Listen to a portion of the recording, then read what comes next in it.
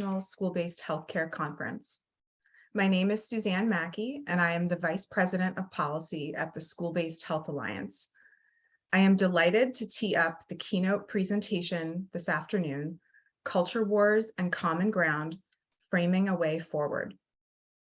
For many of us, these feel like unprecedented times of political and cultural division. In the last few years, we have seen a profound weakening of trust in our institutions, particularly public health and education, and the collective loss of shared stories, shared values, and even shared facts.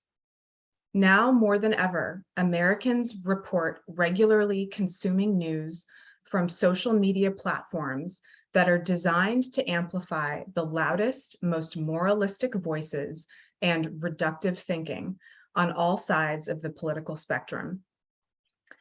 This has helped further division and tribalism and given fuel to the parental rights movement. While this movement is certainly not new, particularly to the school-based health field, it has seen a resurgence of energy and political support, which is playing out across the nation, from rural school board meetings to national political campaigns. It is fueling book banning, vaccine skepticism, and even shutting down plans for new school-based health centers. As maddening and regressive as this feels, we must seek to understand and connect with these opposing voices if we have any hope of changing minds and advancing our common goal of providing high-quality healthcare to children in schools. There is no better person to lead us in this conversation than our keynote speaker, Dr. Nat Kendall-Taylor, CEO of the Frameworks Institute. Since 1999, Frameworks has studied how people talk and think about numerous issues from child and adolescent development, education, climate change, poverty, racial justice, substance abuse prevention, and more. An expert in psychological anthropology and communication science, Nat oversees the organization's pioneering research-based approach to strategic communications, which uses methods from the social and behavioral sciences to measure how people understand complex socio-political issues and tests ways to reframe them to drive social change. Nat has been a friend and partner to the School-Based Health Alliance for several years, and I am delighted to introduce him to you.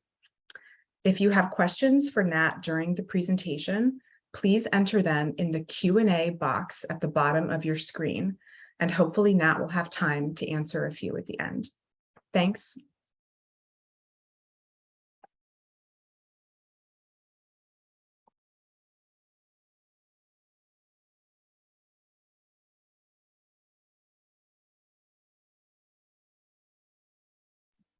Nat, you're muted.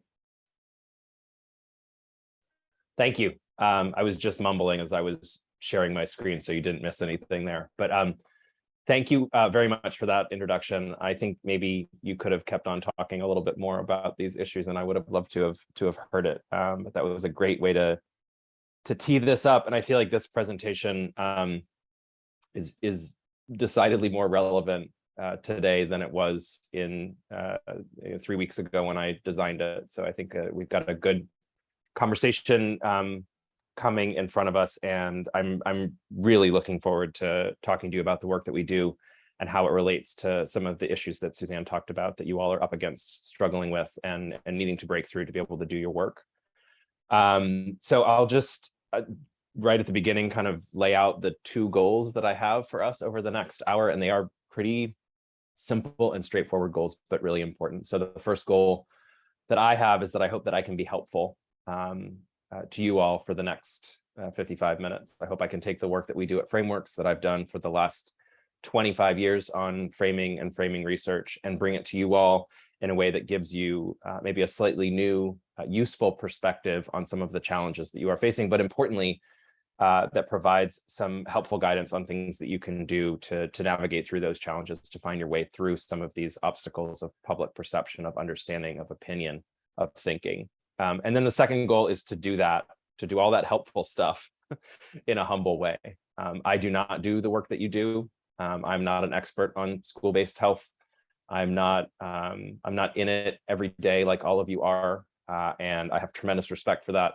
And I hope I can offer the comments that I have in a way that, in a way that acknowledges that that expertise that you all have and that I don't have on your issues, and that I'm bringing a small bit of expertise on this idea of framing into your conversation. So with that, in the spirit of humble, I'll tell you a little bit more about myself, not much because that was a great introduction, but I am, as Suzanne said, what's called a psychological anthropologist, which means that I study culture and how it influences the way people think, how people use culture to process information, to make meaning of messages, to formulate and reach decisions. And I get to do that work, which I'm very fortunate to get to do with about 30, 35 other social scientists at the Frameworks Institute, where we study mindsets. We study the deep, patterned, predictable, persistent ways that people make sense of complex social and political issues. And I have done that on more than 40 issues over the last 15 years that I've worked at Frameworks. And then we also work on framing. So framing refers to the way that the choices that we make and how we present information affect those mindsets, shape how people think, unlock ways for people to approach and engage in information in new ways. And I will say that this is the first time that I've given this presentation on culture wars and common ground, and I'm really excited to talk you through some of this stuff. And I'm also really excited to get to the end so that we can have some of the Q&A that Suzanne talked about. And I would encourage you all as I go to please put your questions into the system so that we can have them and get through as many of them as we can at the conclusion of the hour here. So just to kind of begin by giving people a sense of what we mean when we say culture wars. I think we all probably have some sense of what that means, but really you can think about culture war issues as these issues that very quickly polarize, that when we hear about them, it very quickly sends us into our respective camps. It kind of puts our values, beliefs into tension. And these culture war issues, as you can see on this little cartoon, are really powerful in fanning kind of existing societal disagreement and tension. They are not new. There have been culture wars for a very long time, but I think it is fair to say that they are gaining ground, that there are an increasing number of these issues which quickly polarize and kind of splinter and fracture our society. And the kind of familiar issues of the culture war issues have gotten probably more combustible, I would argue, over the last 10 years, certainly, and really powerfully over the last 3 to 5 years. And one example of this thing that I think we never would have expected would have become a culture war issue, but very quickly became one, was this idea of critical race theory, which was a very kind of obscure academic legal theory, which very quickly and powerfully made its way out of obscurity into the middle of public conversation.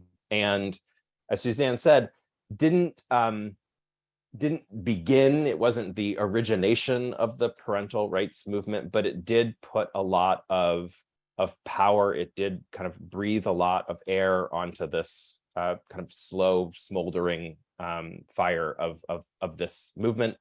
And I think what's really interesting, and what I'm going to spend most of my time talking about today, the way in which the spark of critical race theory kind of engaged and brought the parental rights movement to kind of a roar, has now led to other issues which are threatening to become, if not have already become, kind of at this level of culture war issues. So a lot of the discussion around SEL is social emotional learning here, which people probably know, but the way in which the discussion about teaching kids social emotional learning has become under attack and has become another one of these issues that very quickly splits, splinters, and sends us into our respective political or ideological camps.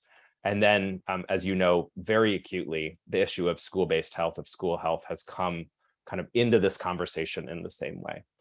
And so what I want to do now is I want to hit pause for a second. I want to back up considerably and tell you about a concept that I work on, the concept of framing, as a way to better understand what's going on in these culture war issues, and not just understand the problem, which I think is important to do, but I think more important is to understand or to get some ideas of what we can do to move these conversations forward, to kind of unstick some of this meltdown or this fracturing, and to give us a more productive place and space to have conversations about real issues and about the solutions that are necessary to address them. So this concept of framing, I think most of us have probably heard this before. It has become really ubiquitous as a concept. It's something that everybody is talking about, and thus when that happens, concepts tend to lose a lot of their meaning.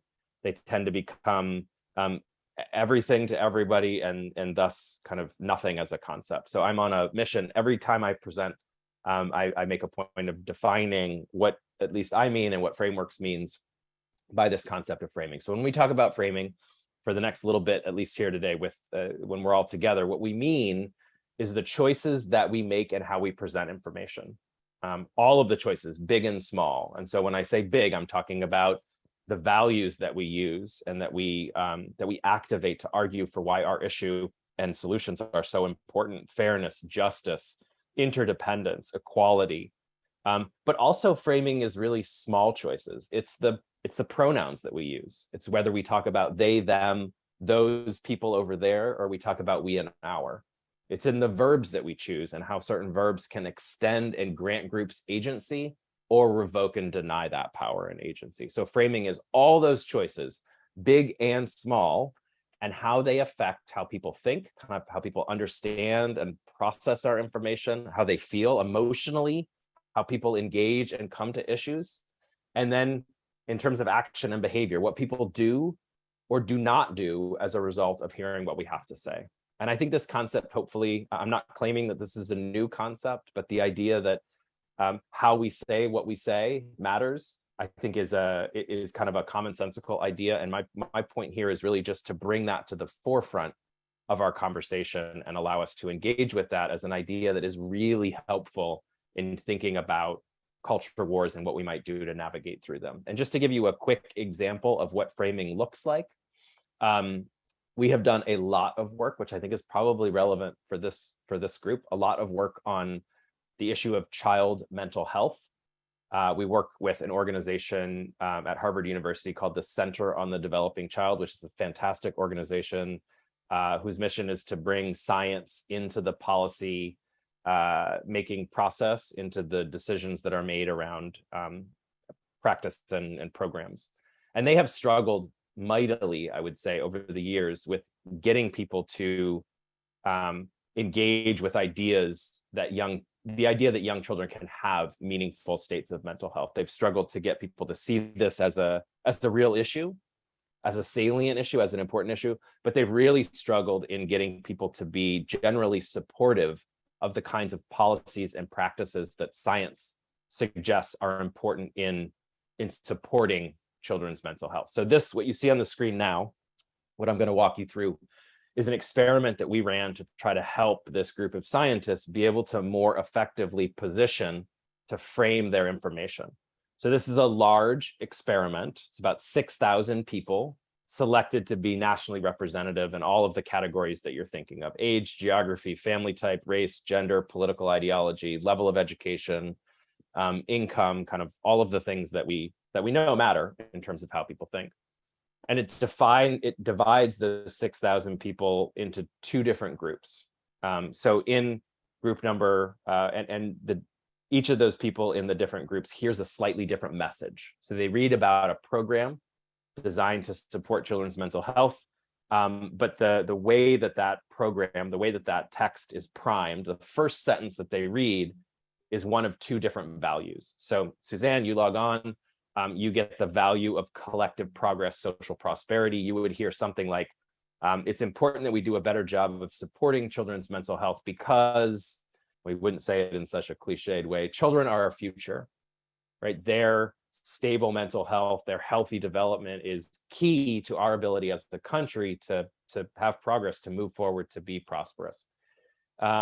I don't see anybody else on the screen, but I'm gonna evoke my friend Robert. Robert logs on and he gets the other value. So he would read the same 80 words that Suzanne read, except the first sentence is different. So instead of collective progress and social prosperity, he would read a first sentence that primes the value of vulnerability, something like, it's important that we do a better job of supporting children's mental health because children are our most vulnerable citizens. They deserve our protection, our empathy, our support, and we must do better. Then everybody answers the same set of questions, in this case, that are designed to measure how supportive Suzanne, Robert, and 5,000 other people are of a set of policies designed to support children's mental health. So what you're going to see on the next click are what I think are two absolutely gorgeous green bars are going to appear on the screen.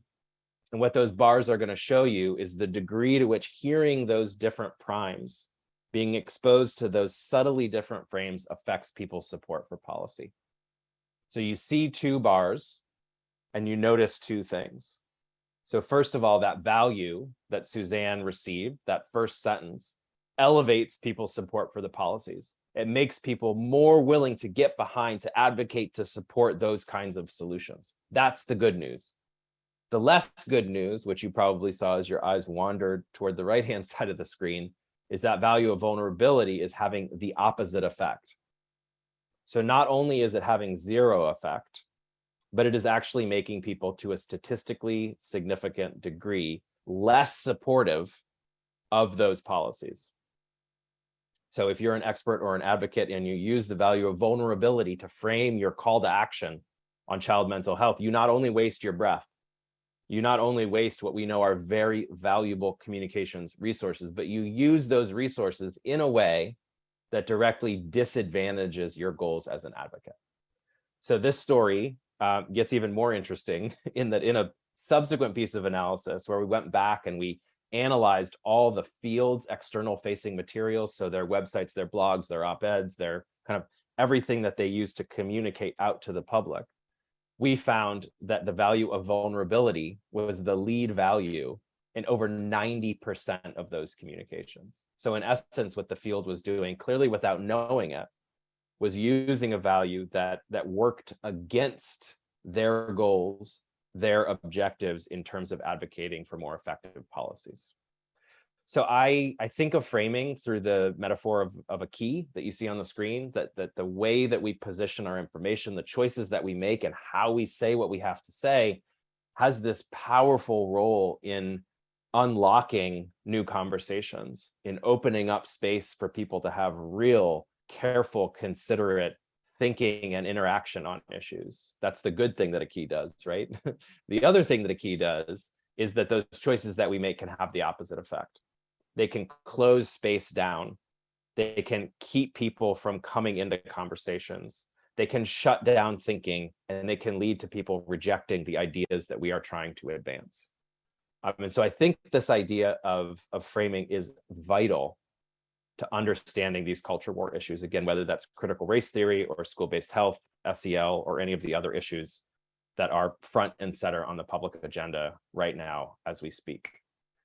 So it's also important in thinking about these culture war issues to really understand the problem that we are facing. And I think part of the problem, at least as I see it, is these very familiar situations that we find ourselves in. And if we're being honest with ourselves, each and every one of us has been in the situation, been in the scenario that you see on the screen right now, where we think we have the perfect way of talking about children's mental health, of talking about school-based health, and we try it out with two of our closest colleagues who are also, experts on school-based health.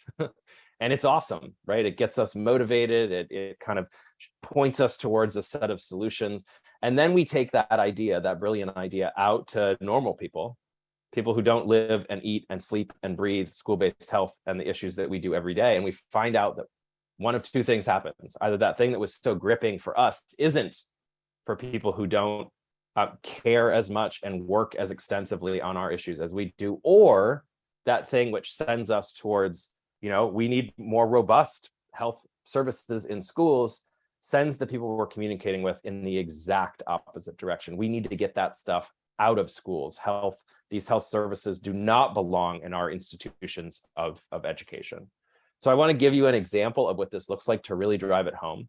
As I said on the previous slide with those gorgeous screen bars, we do a lot of work on early childhood. And I think this next example is just a really crisp and clear way of illustrating this lost in translation phenomenon, this you say, they think effect.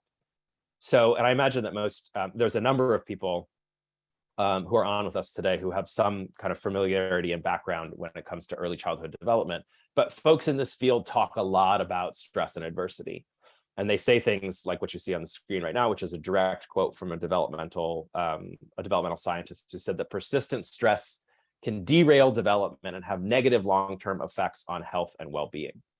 Now, I said it was a direct quote. In the actual quote, I made one editorial change. In the real quote, the word negative was deleterious, but I made that change to be a little less obvious and maybe obnoxious in the point that I'm about to make. But for folks who work on early childhood, this is like really true. It's like all the way through true, lots of research, number of years that supports this. The issue is that when you go out to audiences who are not developmental scientists, who don't work and live and eat and sleep and breathe these issues all day, every day, you get things that look and sound like this. Life's hard. It's supposed to be hard. What doesn't kill you makes you stronger. All the bad cliches you can think of. I mean, there's been people that have come from absolutely nothing to make it in whatever society's eyes deems success. So I realized that video, hopefully you all could hear it. It's a little hard to hear. There is some street noise going on in the background. So I'll just make it like really clear. That what you just heard, what doesn't kill us makes us stronger, was not the intended takeaway when this expert opened his or her mouth to deliver this message on the left-hand side of the screen, right? So something is going on between the intention of the message and its actual effect, its reception, and it's kind of the way that it shapes thinking. And I won't leave you on the very edge of your seats wondering what that might be.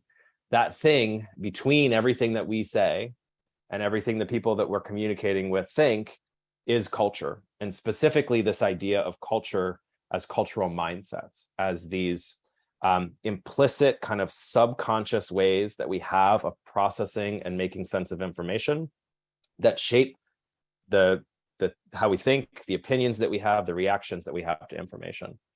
And in the course of doing a lot of work across a lot of issues over the last 20 years on American cultural mindsets, there are three that really rise to the top and that I think are essential to understanding these culture war issues, that are essential to understanding the parental rights movement, and that are essential to understanding the kind of pushback that the issues, whether that's how we teach history, SEL or school-based health, the understanding the kind of pushback and resistance that we're getting on those issues. And so I'm going to spend a little bit of time walking you through these three cultural mindsets and talking about how they are affecting these culture war issues. And so the first one, and none of these will be, I think, a surprise to anyone out there. We all first of all have these in us and use them to think, but these are ideas that are getting quite a bit of discussion kind of in the public discourse these days. So the first one is this idea of individualism, that the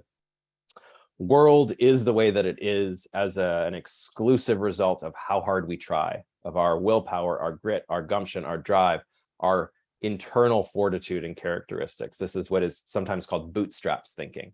And what this does, we found again and again and again, is that when people are thinking using this mindset, it becomes really hard to see the way that what surrounds us shapes us, the effect of context, of resources, of opportunities. The second one is this idea of fatalism, the growing sense, and I think this has even grown significantly in the past week, that the world is too messed up, that social issues are too numerous, too dire, too on fire for us to do anything about.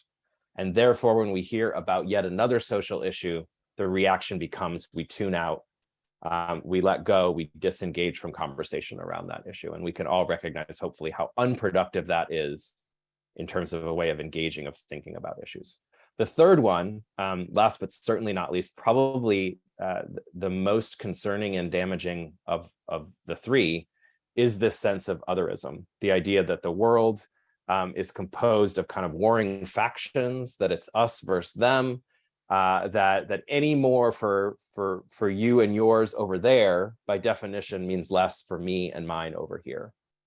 And so what I want to do now is kind of walk you through these. I don't want you to take my word for any three of these. I'm going to show you some what I think are fascinating videos from a bunch of different issues. There's some immigration in here, there's some education, there's some aging, that will really show you what these mindsets look like in terms of how people are thinking and talking about social issues. So we'll go through each one of them, and I'll show you about a 90-second video that really brings these mindsets to life.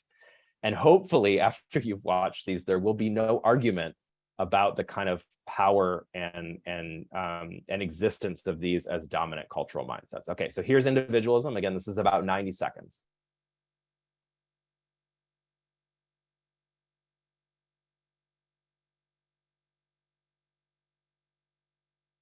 Starting off, I wanted to ask you why you think it is that some kids end up doing well in school and some kids don't. I think it depends on the child. It depends on the child. I guess I think that everybody's different. Because kids have different learning styles and abilities. Why do you think that some people have more difficult lives than others? You work for what you want. It's up to each individual as in themselves to really dictate where their lives are going to go. Because you can't do everything for everybody. You know, willpower seems to have a lot to do with it. I think you got to believe in yourself. Well, the person has to be willing first to change themselves. It's the mind and the determination on what they want to do and whether or not they go for it. I was in foster care and I'm still focused and I'm still on point, so it depends on the individual. If someone you think has a leg up on you, then you just got to work twice as hard. This will drive you more to succeed. I believe that anybody can do anything they want. What could be done to help more people do well economically in this country? Well, I think people have to want to help themselves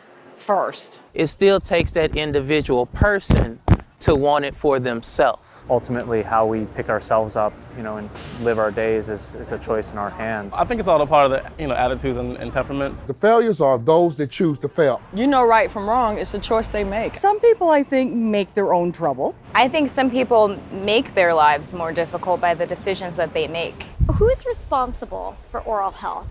You are. I mean, you have to take care of your teeth, you have to take care of your mouth.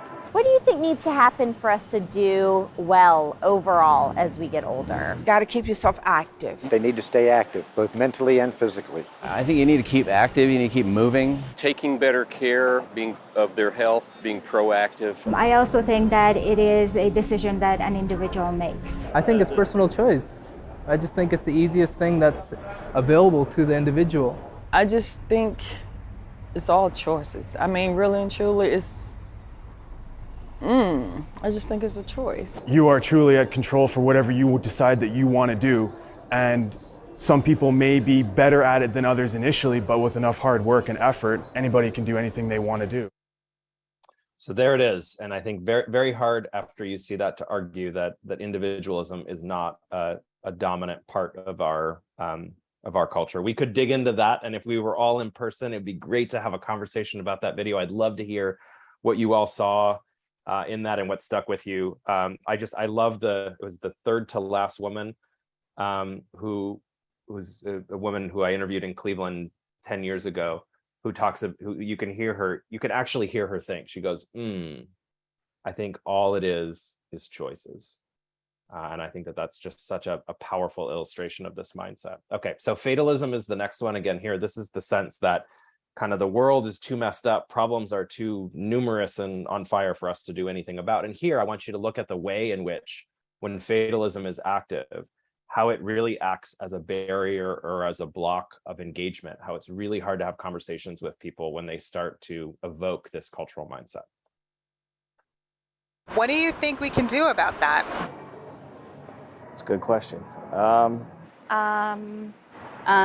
Literally, there is no way to make it better. You got to piss the less of, two evils. And once the damage is done, I don't really see it how they could really fix it. Rent's going to be expensive no matter what. There's always been people complaining of the price. So would you say the whole system is not working? It ain't working. There are elements in society that just feel that they can do what they want to do. I love the government helping, but the government can't fix things. things. There's two things we have to do, is pay taxes and die. What do I think could be done to prevent it? I'm not so sure you can. Had we gone back before we built this society, you know, then okay, but I mean, we're already here. Sometimes I actually think it's just meant to be. I think to a point, if you have screwed up parents, you're gonna have screwed up kids. If you are somewhere where there's always crime and, you know, you live that on a daily basis, you kind of fall into that. I don't know if anything can be done. Maybe wait for the next generation. People don't realize in a billion years, you know, the sun's eventually going to consume us and it's going to be the end. That last one is quite fatalistic. I don't know if you could hear it. He said, in a million years, the sun is going to consume us and that's going to be the end. I don't mean to make light of that gentleman or this mindset. I actually think fatalism is a growing and incredibly significant problem that we are up against in terms of polarization and these kind of culture war issues. A couple of my favorites in that one is the woman who kind of is being asked about solutions, and the only solution that she can think of is to go back. She goes back before we built this society. And if that is the only way that people have of thinking solutions, I would say that our work is really hard and we are pushing uphill when it comes to the solutions that we are purporting.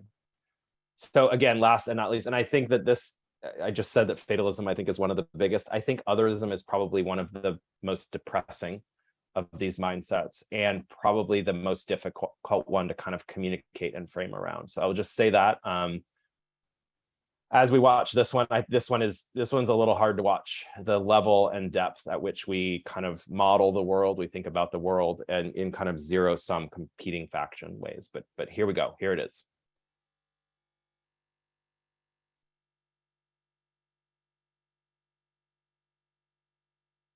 Why would a school be underperforming? Well, what I think of, I don't know if it's right or wrong, is that there's a lot of foreigners here. There's a lot of people who aren't citizens who are getting a lot more than the citizens are getting. When you apply for like school and colleges, just like diversity-wise, they look for people who are not white. The schools are typically black. They don't have the parent participation either. Would you say there are advantages to being older? Probably it would be hard for them to adapt to this newer world or new technology and things like that. They start becoming a little more feeble. They're alone, their spouses die. Our society isn't betting on them as much. When you don't see them, you don't really think about them, most people. Yeah. You know, so it's kind of out of sight, out of mind. What comes to mind when you think about the immigration system? Everybody from everywhere is coming to the U.S. Overflood of Mexicans here, you know? They cross the border and stuff. People don't follow guidelines and they try to come here illegally. Illegal. They have no way of tracking them. They take jobs away from hardworking Americans. They'll come over here and take jobs from everybody else. I believe it's taking jobs away from people here that need to be employed. They're getting all the good jobs. They'll come in the country and work for less money. The illegals is getting everything when they come into the country. They come over, they get what they want. Taken away from those that are really our citizens.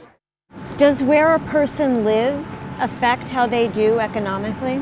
You're always going to have poor neighborhoods, you're always going to have rich neighborhoods, no matter where you are in the world. Some people are very fortunate and some people aren't. Like if you stay in like a really nice neighborhood, you've got to have the money to be able to stay there. You're not going to have the Volkswagen and the Rolls Royce from the next door neighbor. I don't think that they would feel comfortable.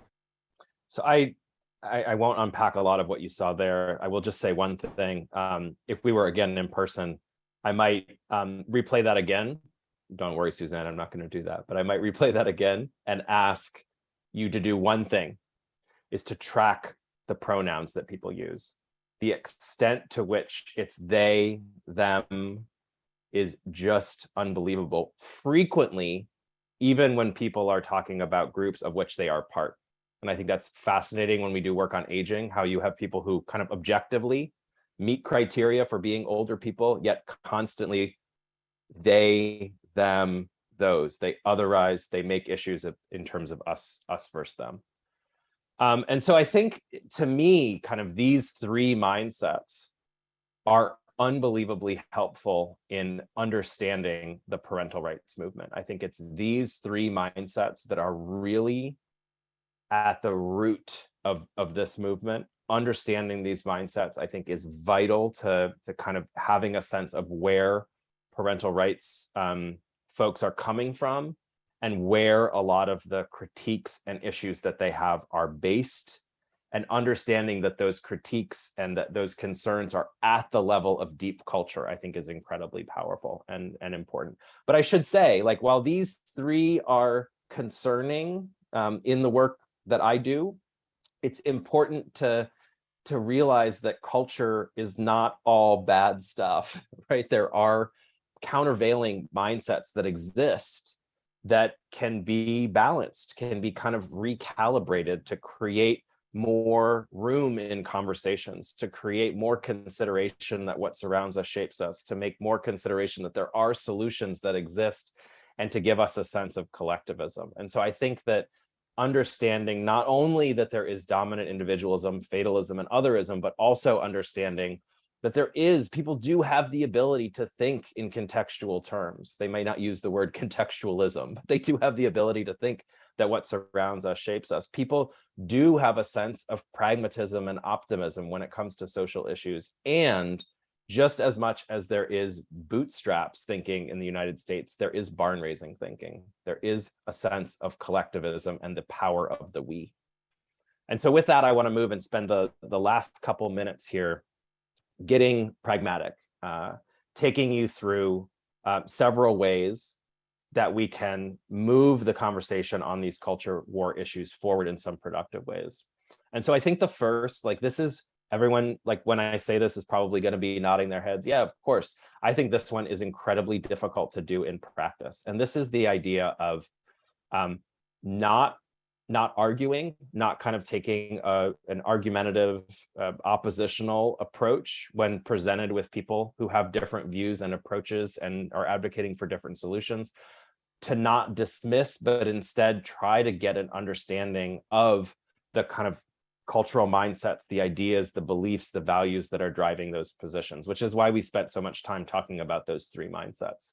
So there is kind of a pretty strong, I'm going to gloss over a lot of complicated theory and literature here. There is a really strong connection that exists between communication strategies that are kind of attacking in nature, that make slights of groups that are being argued with or against, and of kind of rhetorical arguments. And the finding there is that those kinds of approaches leave groups very predictably to go in certain directions, to kind of dig in and be even more strongly kind of endorsive of the places that they are starting from, and to double down on beliefs, to strengthen existing ways of understanding. And so you might say, and I think it's really interesting, I'm not going to get too critical, how much of the conversation around parental rights that people are having to try to kind of wade into that conversation are characterized as attacks, as slights, and as arguments.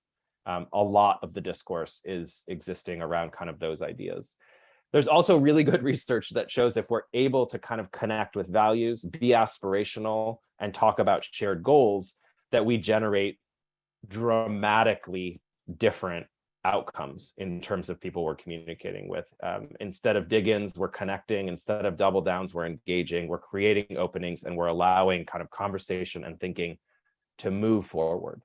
And so in the work that we do a lot of work at Frameworks on values, kind of common deep beliefs and principles that people across the political spectrum believe in and can endorse. And the set that you see on the screen right now are ones that we have found are fairly helpful in this kind of connecting work that I think is so important. So instead of arguing and slighting and talking down to people, the idea of connecting with common values is really powerful, and I think makes a lot of sense when you start to think about it. And I don't mean to say that there aren't people who are doing this, but I think that when you look at the current discourse, it is one that is kind of most characterized by the kind of argument, the slighting, the talking down. I also think it's really important that we realize, and I think that this was I would say a major mistake made in the critical race theory discussion that that being smart, being kind of winning an argument, being smart isn't the most effective way of engaging people and getting them to where you want to go. And instead, what we need to do is we need to be pragmatic. We need to think about what works rather than thinking about how to win. And we've done some work around tobacco, like how to increase support for tobacco equity policies that I think really shows this, and is, I think, a little bit critical of some public health arguments that have been based in this idea of being right, of being smart. And so we've tested extensively this kind of economic argument, which is a really strong feature of the public health discourse, and found again and again that that kind of argument backfires. It actually reduces support for policies by getting people to blame people who continue to smoke for harming the rest of us, for harming our economy. We've also tried this, what's called the last mile argument in public health around tobacco, that we've come so far and we need to kind of bring in the rest of these groups who have higher rates of tobacco use to be able to kind of get to where we want to go.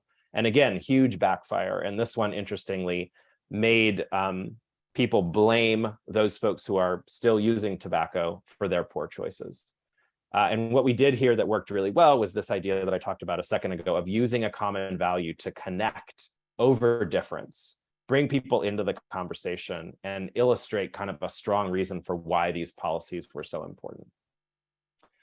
We know that there's a lot of use of data. I know that there's a lot of use of data kind of in the school health field. And we all at one point or another have used the following formula, that we have our magic numbers, right? The facts that we think win the day. We've learned somewhere down the line that we can make these better by having them appear in colorful charts and graphs and figures. We're normally not happy with that. And we add on more evidence. And the assumption that we are working with is that at some point, epiphany ensues. There's enough data that we've put into an argument that people will not be able to resist seeing things as we do. And I think that hopefully what I've argued here is we can place a pretty firm red X through this as an effective practice. And there's this great quote from a philosopher named Richard Rorty that really encapsulates this principle, that a talent for speaking differently rather than arguing well is the chief instrument of culture change. Another really powerful piece that I think has been deficient or absent in a lot of this discussion is the importance of talking about solutions.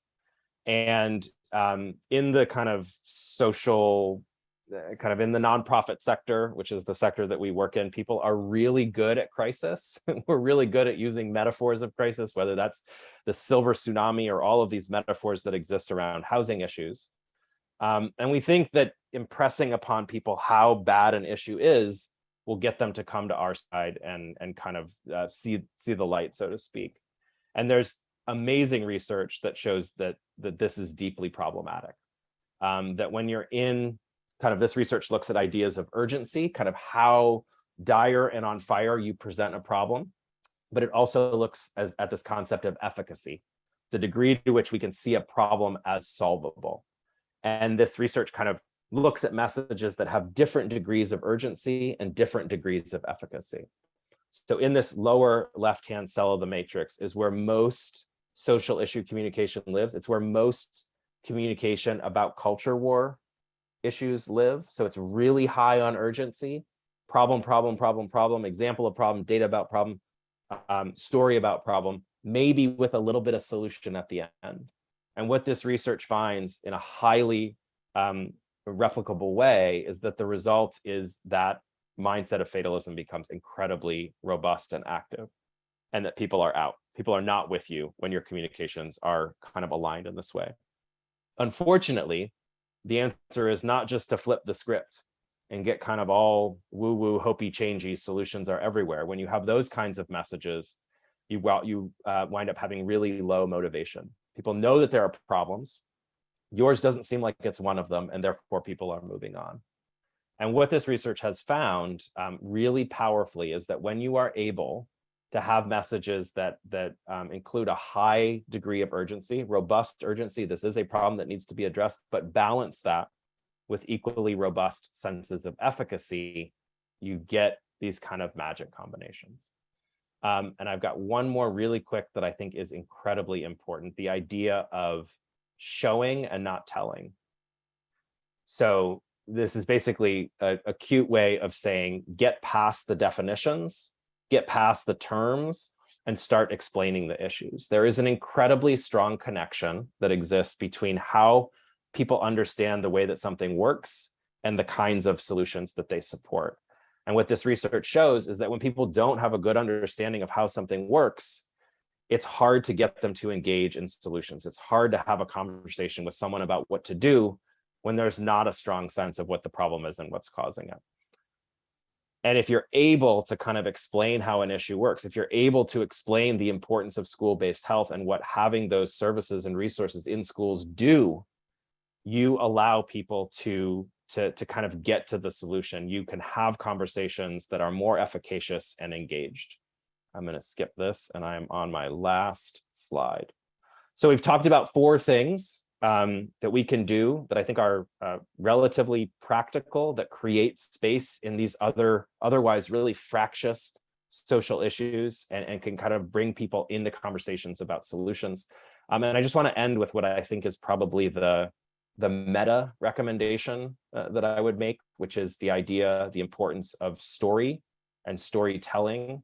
This wonderful quote from Ivan Illich, who said that neither revolution nor reformation can ultimately change a society. Rather, you must tell a more powerful tale, one so persuasive that it sweeps away the old myths and becomes the preferred story. So with that, I'm going to thank you all. I'm going to encourage you all to go out there and frame on, and I'm going to stop my screen share, and hopefully we can take a couple of questions. Thanks so much, Nat. That was great. I do want to get to a couple questions that I see in the chat. But first, I wanted to ask, could you maybe give us a couple of examples, some lessons learned of places or groups that you've worked with who have successfully reframed whatever the issue is that they're working on? Social emotional learning, I know that's gone through sort of a rebranding recently. I've been hearing the terms change a little bit around SEL. There's more talk around primary prevention and life skills, things like that. So if you could maybe, and it doesn't have to be that example, but just kind of give us an example of something in this realm that has done this well, that has reframed their issue in an effective way.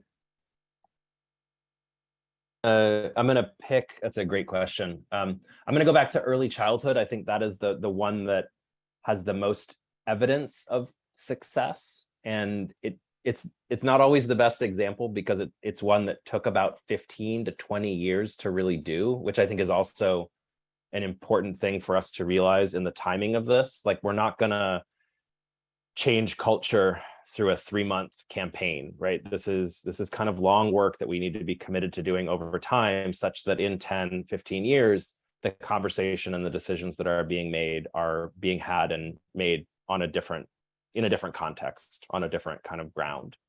And so early childhood, not too long ago, 20 years ago, certainly 25 years ago, it was always kids stuff, and early kid stuff in particular, that got cut.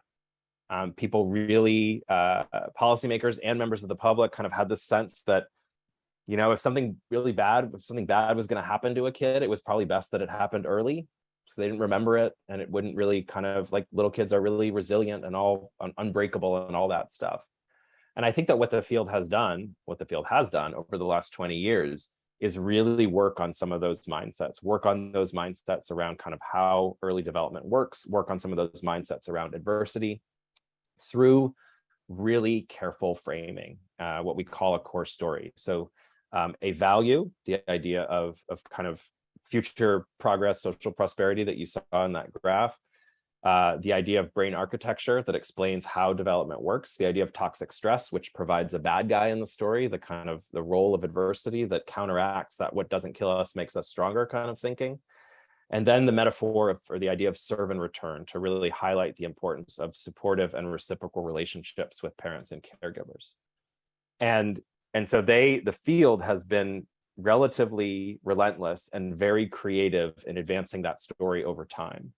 And what has happened, and there's great measures and measurement around this, is that culture, when it comes to kids, how they work and what's required to support them, has changed in the United States.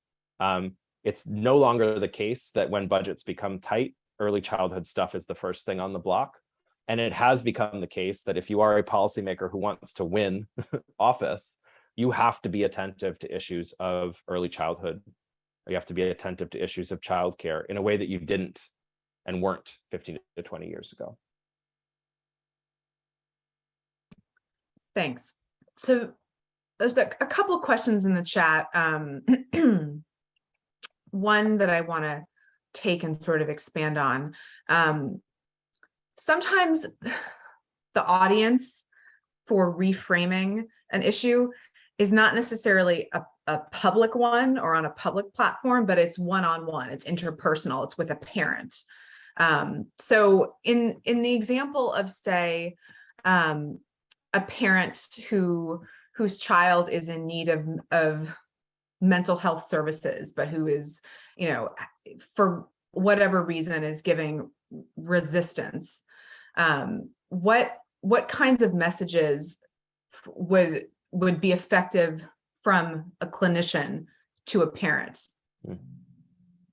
Yeah, I think that's a really good question. So first of all, I think framing this idea of being attentive and relying on ideas that we know shape how people think is something that applies to, national campaigns, and it's something that applies to interpersonal interactions.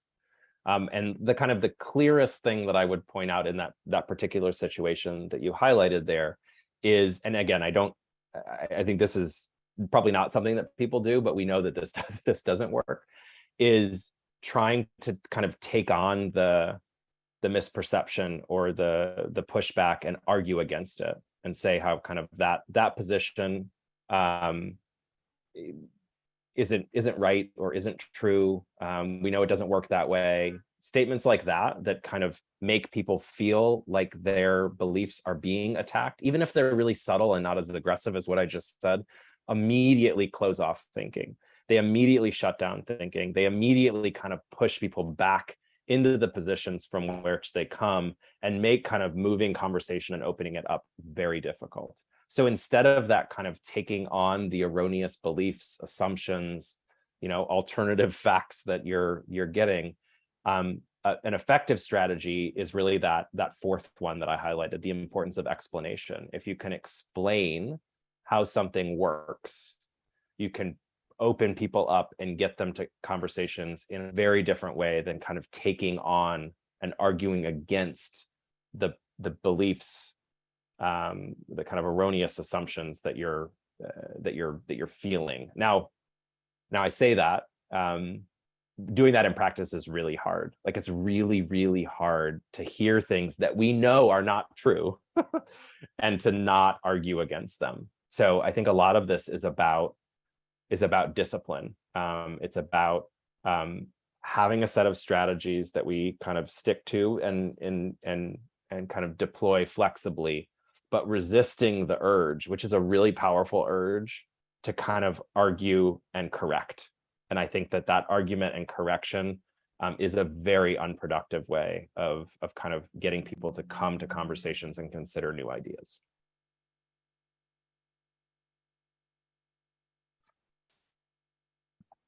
Thanks. Okay, we're getting a lot of questions in the chat. I'm sorry, in the Q&A box. We're not going to be able to get to them all, but there's one I did want. One of the questions asked, are we seeing shifts in key American mindsets in younger generations? If so, how does this change the way we message to youth versus adults? I noticed in those videos, everyone who you interviewed, or who was interviewed, they all looked at least young adults and older. So I'm curious, if you were to ask those same questions of teenagers and younger people of this current young generation, if you see a difference kind of in those mindsets, and how should that inform how we message to them? Yeah, sorry for the slight smile that was on my face as you were asking that question. It's the smile comes from, like, that's such an important question, and it's right, and we have something to say about that. So I'll try to keep this really short. So first of all, you're correct. In those videos, there's no one under 18, and that's for human subjects, protecting human subjects purposes. We do have a project right now, which is called the Culture Change Project. I would encourage folks who are interested in this kind of question of how mindsets are shifting and how they're shifting among kind of more specific groups of people, generationally in particular, to go on our website and check out that stuff. It's super fascinating on this exact idea. So yes, we are seeing different mindsets and different degrees of shift based on the generation that you're looking at.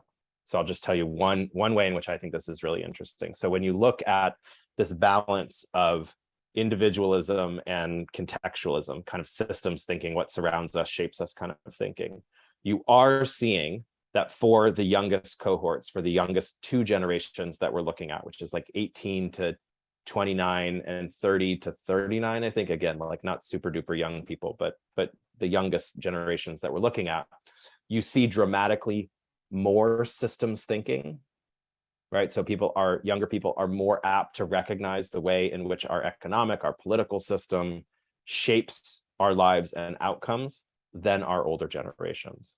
Younger generations are more likely to see those systems as being designed rather than natural than older generations are. And that's one, or kind of like two sides of a finding. There's many more. And I think that the reason why I think that's such an important and interesting question is that those findings have to shape our strategy. I mean, they are of strategic, it is incredibly powerful to know kind of where different groups are at, and as is kind of embedded in this question, where we're starting to see shifts.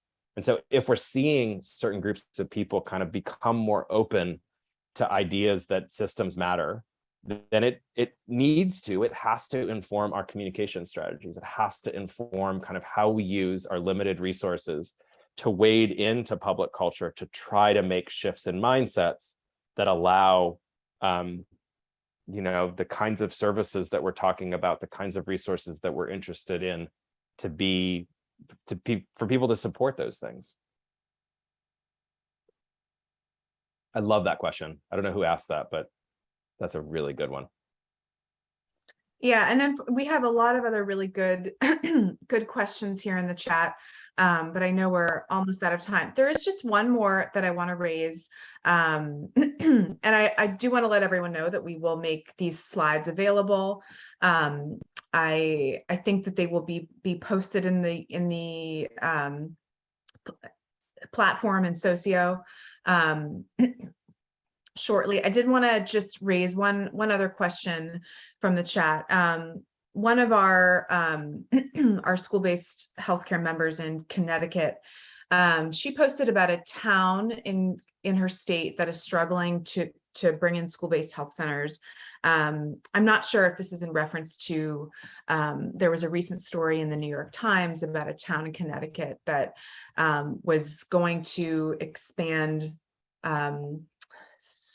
school mental health services, and the Board of Education and parents decided to sort of shut that down. I think that's what she's referencing.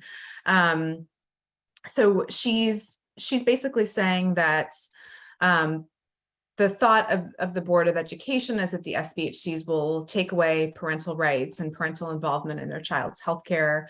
They're afraid that SBHCs will talk their children into changing their sexual identity, provide advice for abortion and such, which is not what we do. The Board of Ed is completely on board with this thought process. The legislators in the area are adding fuel to this thought process. Students and families and superintendent are swimming like salmon upstream to add an SBHC. What are some strategic ideas around this group? The district and families have attempted a lot of what you have already recommended. So yeah, I mean, that just kind of speaks to, I think, a larger issue, which is, what if you have tried all these things? Because a lot of what you're presenting on and talking about kind of assumes that people are able to change their minds. And so how, if people feel stuck, like they've tried all these things, you know, how do they sort of get out of that? Or at a certain point, how do you accept that certain minds just won't be changed?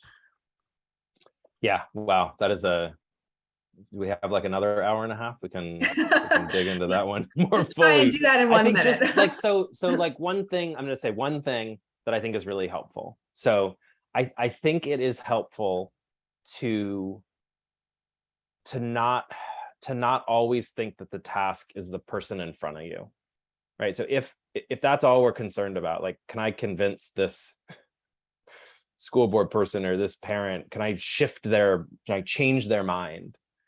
The answer is frequently going to be no. But I actually don't think that's the mission. I think the mission is culture change. And I realize that's kind of like froofy and you're probably rolling your eyes, but I think the kind of work that I do and that I am really firmly believe needs to happen is that we need to work on those three mindsets over time such that they are more balanced. And I think that if we can do that, which is, I realize, like a big project, then those conversations and that pushback that you're receiving from that person in front of you 10, 15 years from now is going to be different. Like, people are going to be in a different place on issues. Now, having said that, I am well aware of the kind of feeling of depression and frustration when that person in front of you is just unswayable. And I would just, I guess I would empathize and say that there are all kinds of psychological processes, there are all kinds of cultural forces that make changing someone's mind in the moment exceedingly difficult. And so I don't have an answer there's not like a magic switch that I have for doing that.